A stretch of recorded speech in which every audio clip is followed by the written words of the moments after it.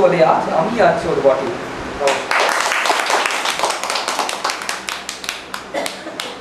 কবিতা পাঠ শুনলাম, এবার রবীন্দ্রসঙ্গীত গাইবে কুমারী স্বাগতা।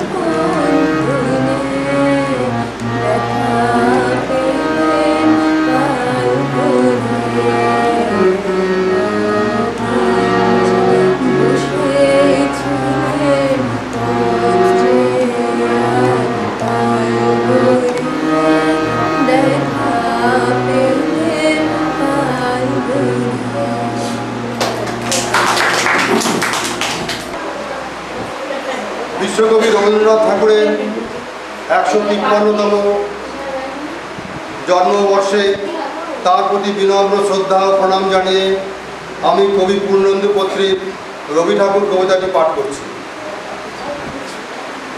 ঝড়ের মাস বৈশাখ, ঋতুচক্রের গতানুগতিক জীবনযাত্রার ঘুম ছুটিয়ে ধুলোর ধ্বজা উড়িয়ে ছুটে আসে সে। আগে আগে তাকে পথ দেখিয়ে চলে বিদ্যুৎ, তীব্র তার হাসির ছটা, পিছনে পিছনে হাঁটে বজ্র, পিঠে তার দারুণ দুন্দুভি। দেখি আকাশে জলে আগুন, রোদের চাঁপা কলিতে লাগে রক্ত জবার রং, হাওয়ায় নড়ে চড়ে ওঠে ঘূর্ণি, মজা নদীর মজ্জায় পাকিয়ে ওঠে সিঁদুরে ঢেউ, শিউড়ে ওঠে বন। সারা ভুবন জুড়ে জাগে চঞ্চলতা এই বৈশাখে। এই বৈশাখের মতোই রবি ঠাকুরের জন্ম। সোনার আশ্বিনে নয়, হিমের রাতের অঘ্রাণে নয়, ফুল রাঙানো ফাল্গুনে নয়, এই খর ক্ষিপ্র বৈশাখেই তার জন্ম। এই খ্যাপা বৈশাখের বৈরিক তিলক দিয়ে সাজানো তার জন্মদিনের ললাট। বৈশাখে প্রকৃতির নতুন জন্ম, আমাদেরও নতুন জন্ম এই বৈশাখে। 25শে বৈশাখে রবি ঠাকুরের জন্মদিন। দেখতে হয় না ক্যালেন্ডার, জিজ্ঞেস করতে হয় না তারিখটা কবে, আগে থেকেই বুকের মধ্যে সাড়া ওঠে 25শে বৈশাখ আসছে, রবি ঠাকুরের জন্মদিন। রবি ঠাকুরের জন্মদিনে বক্তা এসে বক্তৃতা দিয়ে যায় না, মানুষ এসে কথা কয়ে শোনায়। মুঠি পাকানো জেহাদ নেই এই জন্মদিনে, আছে শুধু মুঠো মুঠো আনন্দ ছড়ানোর উদ্যম। তাতে ফুলের গন্ধ আছে, আছে ধূপের ধোঁয়া, আর আছে শ্রদ্ধা বিনয়ের পবিত্রতা। মিটিংয়ের মাঠ এড়িয়ে কলকাতা শহরের অলিগলি, বড় রাস্তা, ক্লাব, লাইব্রেরি পার হয়ে রেল লাইনের ধার ধরে আমবাগানের ছায়া, নারকেল গাছের মরমর, লাউয়ের ভাড়ায় শালিক পাখির জটলা, পুকুরের জল, রুপলির ঢেউ আর দিগন্ত ছোঁয়া মাঠের ভিতর দিয়ে গ্রাম গ্রামান্তে ছড়িয়ে পড়ে এই উৎসব। বাজে জন্মদিনের শাঁখ। একদিন নয়, দুদিন নয়, এক সপ্তাহেরও বেশি এক পক্ষ ধরে চলে এই উৎসব। খবরের কাগজে প্রায় 1 মাস ধরে ছাপা হয়েও তার খবর শেষ হয় না। গ্রামের কথাই বলি, যেখানে এখনো খবরের কাগজের পত্রমর্মর শোনা যায়নি, যেখানে দুর্গোৎসব ছাড়া পুজো নেই, নেই গাজন ছাড়া পার্বণ, যেখানে সরস্বতী পুজো ছাড়া চাঁদা তুলে হইচই জমে না, রামায়ণ মহাভারত আর দাসুরায়ের পাঁচালী ছাড়া কবিতা বোঝে না, রামপ্রসাদী বাউল কীর্তন আর সিনেমার গান ছাড়া গান নেই, সেই রকম গায়েও রবি ঠাকুরের জন্মদিনে উৎসব হয়। অবস্থাপন্ন ঘরের বউরা শখ করে কেনা শাড়ি বার করে দেয় স্টেজ বাঁধবার জন্য। হাওয়ার একটা ঝটকায় বাঁশের গাঁটে লেগে ছিঁড়ে যাবে জেনেও দেয়। যে চাষি পানের বরজ বাঁধবে বলে নতুন বাঁশ কিনে এনেছে, তাকে চাইলে সে বাঁশ বয়ে দিয়ে যায় নিজের কাঁধে। 5 বাড়ির তক্তপোষ জড়ো করে তৈরি হয় মঞ্চ, বিছানার চাদর জুড়ে জুড়ে পর্দা। কোথা থেকে কে যেন জোগাড় করে আনে রবি ঠাকুরের এতটুকু একটা বাঁধানো ছবি। কুঞ্চি ফুলের মালার তলায় খানিক পরেই ছবিখানা যায় হারিয়ে। ফুল পাড়তে গিয়ে গাছের ডাল থেকে পড়ে হাড় ভাঙে, বুনো ফল খেয়ে ভিড়মি লাগে।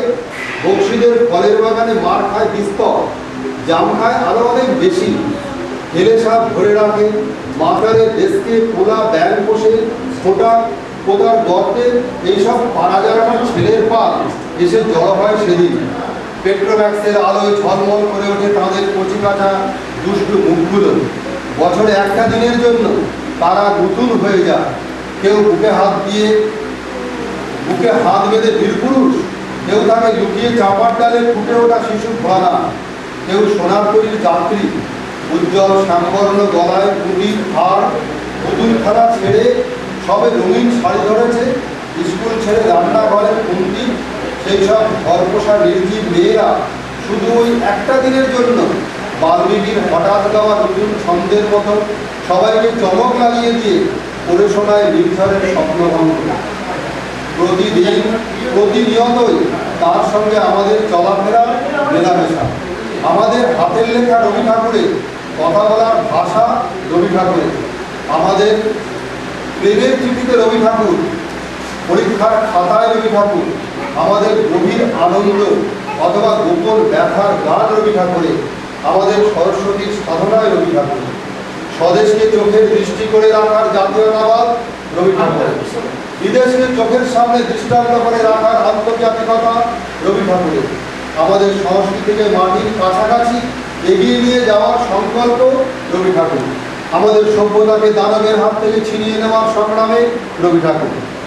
আকাশে মাটিতে মনে যে এত বৃষ্টি পড়ে তার ছন্দ রবি ঠাকুরের, এত যে ফুল ফোটে তার গন্ধ রবি ঠাকুরের। তাই প্রতিদিনই তার জন্ম, কোনো দিনই তার মৃত্যু নেই। কালের কালাপাহাড় এসে যদি ভারতবর্ষ থেকে কোনো দিন সমস্ত ঠাকুরের পুজোর প্রদীপ নিভিয়ে দিয়ে যায়, তবু একটি ঠাকুরের বেদি চিরকাল থাকবে মাটির সঙ্গে গাঁথা। কোন ঠাকুর? রবি ঠাকুর। প্রেসিডেন্ট অশোক দা রবি ঠাকুরের পায়ে পুষ্পাঞ্জলি অর্পণ করি।